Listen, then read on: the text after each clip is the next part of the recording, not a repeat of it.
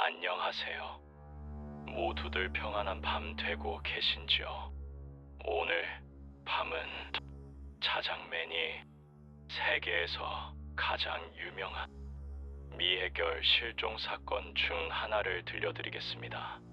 때는 바야흐로 1937년, 무려 지금으로부터 90여 년 전의 일입니다. 당시 세계에서 가장 유명한 여성 항공사는 전 세계가 지켜보는 가운데 태평양 한가운데서 흔적도 없이 사라졌습니다. 미국 정부가 군함 9척과 항공기 수십 대를 동원해서 2주 동안 바다를 뒤졌지만 비행기 잔해도 시신도 기름띠도 단 한 조각도 찾지 못했어요. 그리고 이후 80년이 넘는 시간 동안 수백 명의 연구자들이 수천만 달러를 쏟아부으며 심해를 탐사하고 무인도를 뒤지고 비밀 문서를 파헤쳤지만 아직까지도 답은 나오지 않았습니다. 대체 그 항공사는 어디로 간 것일까요? 남아있는 건 딱 하나입니다. 라디오에 찍힌 마지막 한 줄. We are on the line 157337. 우리는 157에서 337선 위에 있다. 이게 아멜리아 에어하트의 마지막 목소리였습니다. 그녀는 어디로 사라진 걸까요? 그리고 어떻게 이 지구 위에 그녀는 아무 흔적도 남기지 않고 떠난 것일까요? 제1장 마지막 비행. 그날은 1937년 7월 2일 새벽이었어요. 뉴기니의 작은 도시 라에, 거기서 로키드 일렉트라 12 기체 번호 NR만 6020이라는 비행기 한 대가 이륙했습니다. 목적지는 하울랜드 섬, 태평양 한가운데 떠있는 길이 2km도 안 되는 점 하나 같은 섬이었죠. 비행 거리는 약 4000km, 연료는 1100갤런을 가득 채웠습니다. 조종사는 아멜리아 에어하트, 그리고 항법사 프레드 누넌. 그곳에는 딱 그렇게 둘만 탔습니다. 하울랜드 섬은 너무 작았기에 때문에 미국 해안경비대가 그 근처에 함정 하나를 띄워놓았어요. 이름은 이타스카. 이 배가 보일러 연기를 피워서 방향을 알려주고 라디오로 교신하고 방향을 탐지하고 당시로서는 RDF라는 장비로 비행기가 길을 찾을 수 있게 도와주기로 되어 있었습니다. 제2장 끊겨가는 교신. 비행 초반에는 평범한 기상 보고만 오갔어요. 구름이 많다. 딱 그런 평범한 정도였죠. 하지만 도착 예정 시각이 다가올수록 교신이 점차 이상해지기 시작합니다. 새벽 6시 14분경 우리는 당신들에서 200마일 정도 떨어져 있다. 방향을 잡아달라. 이타스카 호는 에어하트의 음성을 분명히 들었습니다. 목소리가 선명하게 들렸어요. 하지만 주파수가 맞지 않아서 방향 탐지를 할 수가 없었습니다. 6시 45분경 이제 100마일 정도로 추정한다. 거리가 점점 가까워지고 있었어요.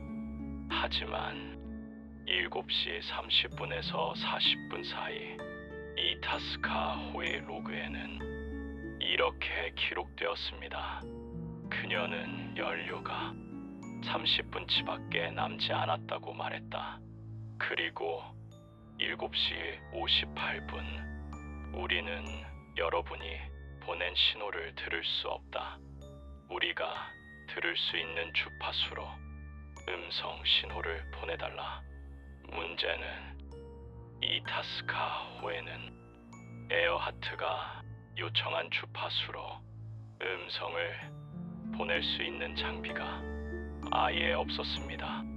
그래서 이타스카호는 에어하트에 모스 부호로 신호를 보냈습니다.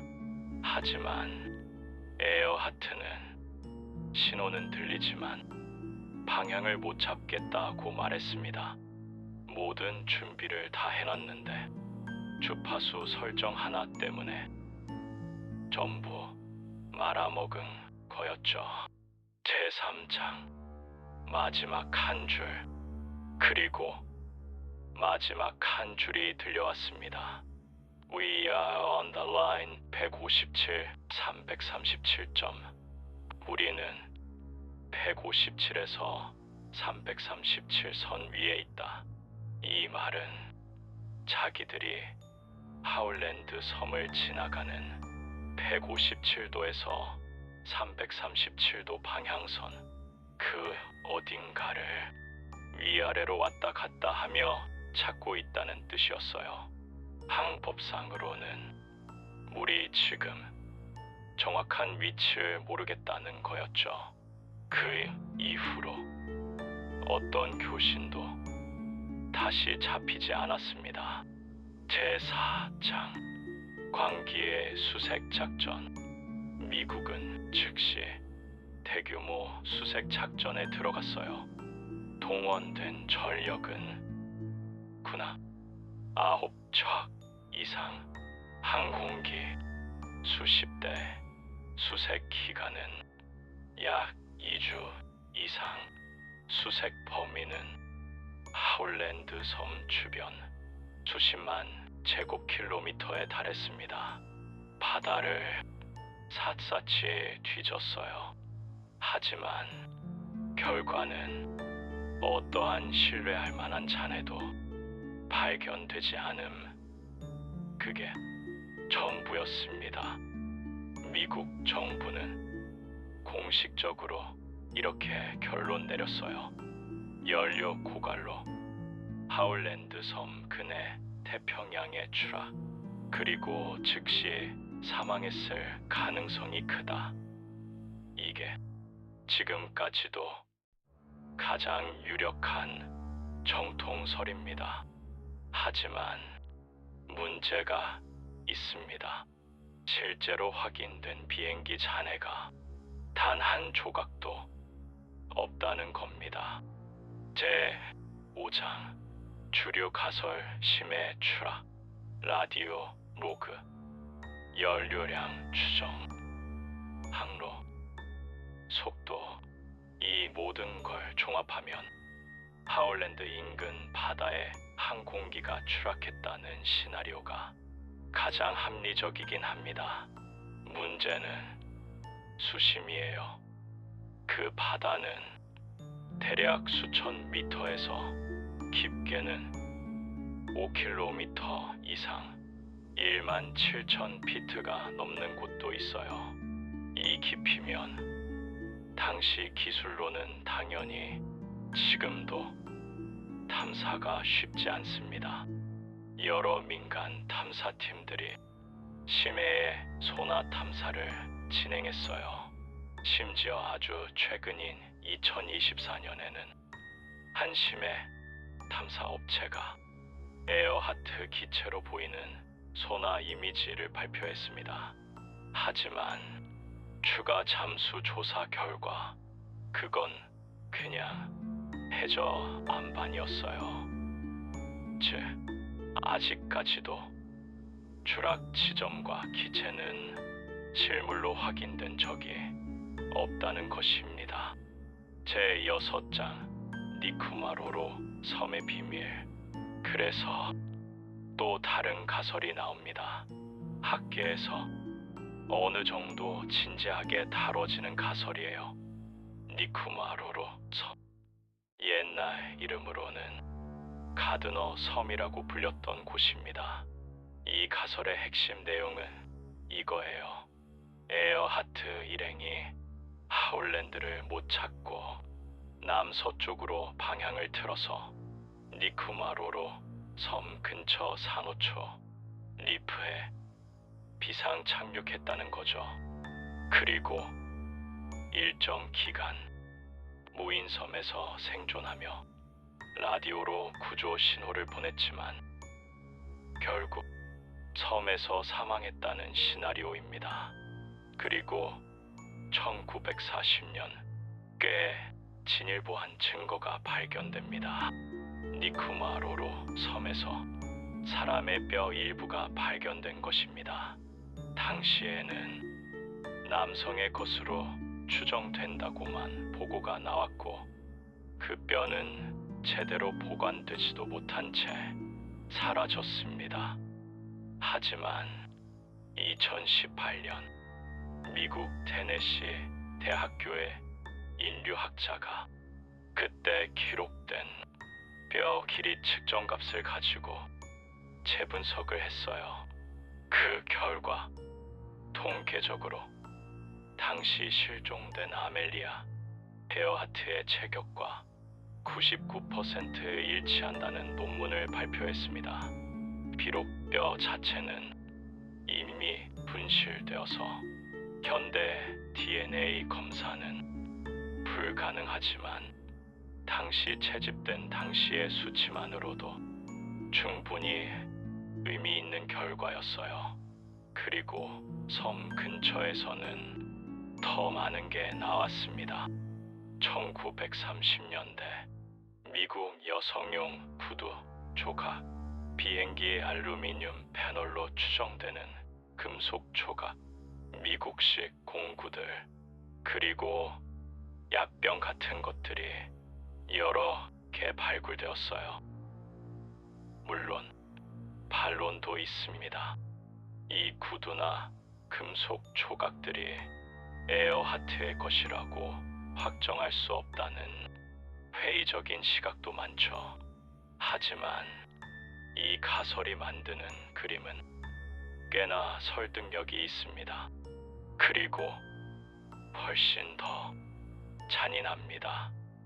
그것은 바로 에어하트가 즉시 추락해서 죽었다가 아니라 착륙에는 성공했지만 구조받지 못하고 무인도에서 점점 굶어 죽어갔다는 뜻이니까요.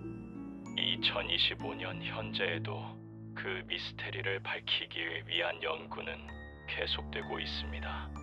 미국 연구팀은 타이아 오브젝트라는 수중 이상 물체를 에어하트의 비행기일 가능성으로 보고 직접 탐사하겠다고 발표했습니다. 그리고 퍼듀 대학교 같은 곳들이 자금 지원에 참여했어요. 동시에 미국 국립문서보관소는 에어하트 실종 관련 비밀 문서 수천 페이지를 추가 공개했습니다. 군 수색 기록, 정보 메모, 각종 루머 정리, 이런 것들이 포함되어 있었지만 지금까지의 분석으로는 기존 정설을 뒤집을 결정적인 신규 증거는 없다는 쪽입니다.